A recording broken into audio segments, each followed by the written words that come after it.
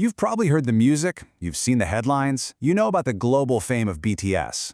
But what if I told you that back in their home country, South Korea, they're seen as something else entirely? They're not just a band, they're this incredible phenomenon that reflects all these different parts of society. I mean, really, how does the pop group end up being studied by academics, used as a tool by diplomats, and even get talked about by spiritual leaders? It sounds kind of wild, but it's really happening. This isn't your typical story about a band. So let's unpack it. All right, here's our game plan. We're going to start with the fans, the engine behind everything. Then, we'll zoom out to see what the academics are saying, how the government sees them, and finally, a really surprising spiritual angle. First up, the fandom organism. Okay, Section 1. To really get a handle on the whole BTS phenomenon, you have to start with their fans, the global force known as ARMY. You just can't talk about BTS's success without talking about them. It's gotten to the point where academics are literally struggling to define what ARMY even is. A 2023 study basically said, fan club? Nope, that doesn't even come close. They came up with this pretty fascinating term, an intercultural organism. It makes them sound less like a static group and more like a living, breathing thing. So what on earth does that actually mean? Well, the study says the ARMY aren't just passively listening to music, they're agents of cultural practice and transformation. They're taking BTS's art, thinking about it, reinterpreting it, and then sharing their own versions with the world. They're essentially co-creating the entire culture around the group. And this is the intercultural part in action. This so-called organism doesn't care about borders. It's this fluid, global network of people from all sorts of backgrounds, all connected by this one shared passion and creating something totally new together. It's pretty incredible. So, when a fandom gets this powerful and this creative, people start to notice. And I'm not just talking about other fans, I'm talking about the academic world. Which brings us to our next section, a new field of study.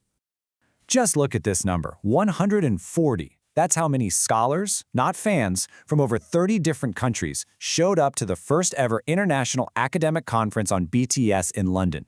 This was no fan convention. This was serious, peer-reviewed research. And check out the fields these people were from. Philosophy, political science, music, psychology, even big data. All these experts are using BTS as a lens to understand everything from global politics to how our brains work.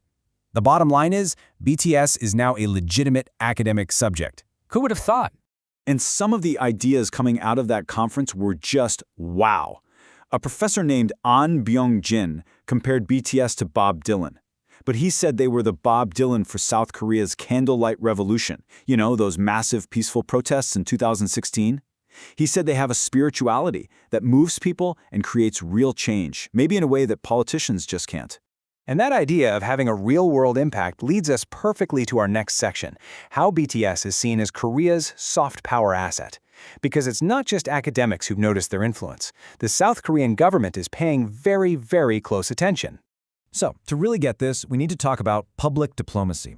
It's basically how a country builds a good reputation and gains influence, not with military force, but through attraction, through its culture, its values, its soft power. And K-pop is a massive part of this. A former South Korean ambassador put it so well. He said for millions of young people, K-pop is their very first handshake with Korea. Think about that. BTS isn't just music.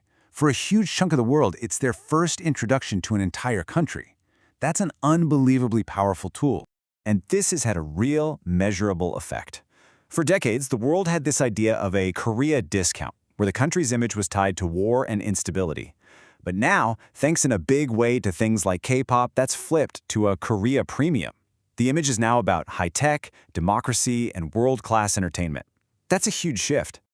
Okay, so we've done the fans, the academics, and the diplomats. Now we're going somewhere completely unexpected. We're moving into the spiritual realm, where BTS aren't just artists or assets, but are seen as figures with a mission for all of society.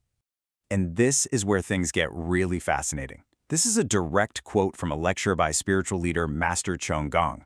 He told his followers, his Jongbub family, to go and officially register as members of the BTS army. I mean, you can't make this stuff up, right? So what was his reasoning? Well, in his lecture, he laid it out pretty clearly. First, he calls BTS society's children, a national treasure that made it on their own. Second, he argues that politics is getting in their way. So, third, he says it's the duty of the adults, the parents of society, to step in and help. By joining the fandom, they can support and guide BTS so that, and this is the final step, they can fulfill their mission of doing good for the world. And this idea of a global mission isn't just coming out of thin air. It plugs right into a foundational Korean philosophy called Hongik-ingan, which basically means to broadly benefit all humankind. It's a cornerstone of Korean identity. So from this perspective, BTS aren't just pop stars. They're seen as modern-day carriers of this ancient national ideal. So we've looked at BTS through the eyes of fans, academics, diplomats, and a spiritual leader. Let's try to bring all these very different faces together and figure out what this all means. So let's do a quick review. For academic researchers, they're the heart of an intercultural organism. For global scholars, they're a case study in social change. For their own government, they're a key soft power asset. And for some spiritual thinkers, they're society's children on a global mission. 4 completely different identities for one group of guys. Which really brings us to the final question, doesn't it? When a single pop group can become an academic field, a diplomatic tool, and a spiritual cause, what does that tell us about the world we're living in? It seems to show that the old lines between culture, identity, and power are blurring like never before.